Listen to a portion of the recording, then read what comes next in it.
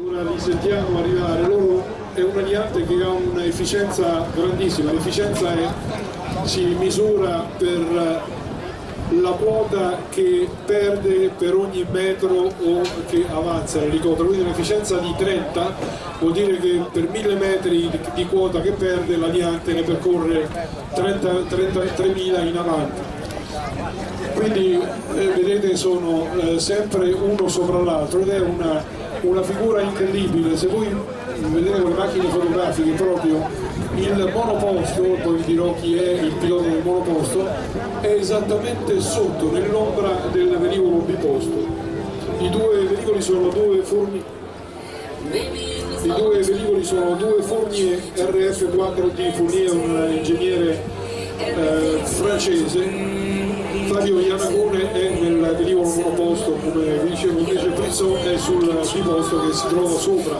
Naturalmente i due velivoli hanno grosso modo un peso che va dai 270 ai 420 kg dal monoposto al biposto e hanno una velocità che va dai 200 ai 220 km/h. Ma la bellezza di questa macchina è che con il motore loro raggiungono la quota, dopodiché spengono il motore e veleggiano come fanno gli aliati. Ma attenzione a questa figura che è un'apertura proprio di fronte a noi, eccola qui, l'apertura, questo break, questa apertura molto bella che, come dicevamo prima, non possono fare delle manovre soltanto sul piano orizzontale, quanto l'aliante non consente di fare manovre sul piano verticale. Ora c'è l'incrocio dei due velivoli, ripeto, RF4 e RF5,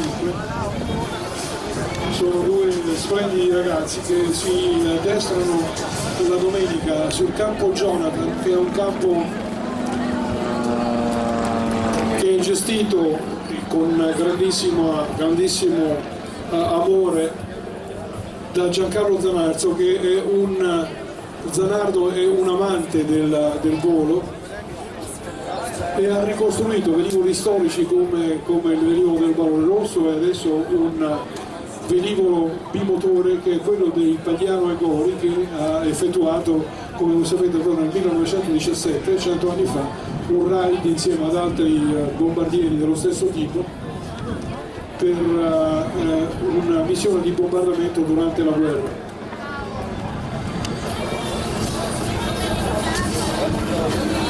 Vedete appunto i due alianti che continuano. L'emissione dei fumi naturalmente è dovuta all'aggiunta di cherosene o olio esausto che viene sparato nella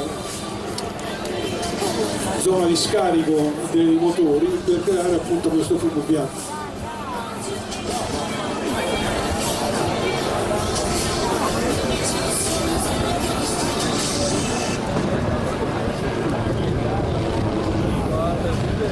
Vedete queste brigate molto lente, molto dolci, sono velivoli che naturalmente risentono moltissimo del vento, delle condizioni meteorologiche. Oggi qui a Jesolo c'è un po' di vento, questo dà refrigerio soprattutto a noi, ma per loro quel po' di vento potrebbe essere un problema per quanto riguarda il mantenimento appunto della loro posizione. Comunque, come vedete, sono manovre molto precise, i piloti tra di loro naturalmente si parlano e il leader che è sul velivolo biposto dà le informazioni e dà il via all'esecuzione delle manovre. Dicevamo che questi due motorianti possono raggiungere velocità, secondo che si tratti del monoposto e del biposto, dai 200 ai 220 km/h, con una velocità di crociera che in media attorno ai 185 km/h.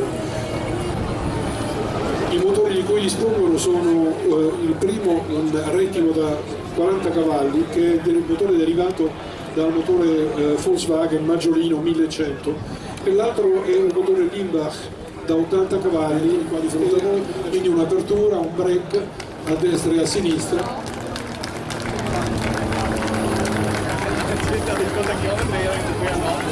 Pensate che nel passato, parliamo di qualche decina d'anni fa, non questi velivoli ma i Fournier erano stati impiegati proprio dal loro ideatore, costruttore e progettista per battere dei record di distanza su distanze addirittura intercontinentali. Vedete le manovre che vengono effettuate con grande precisione.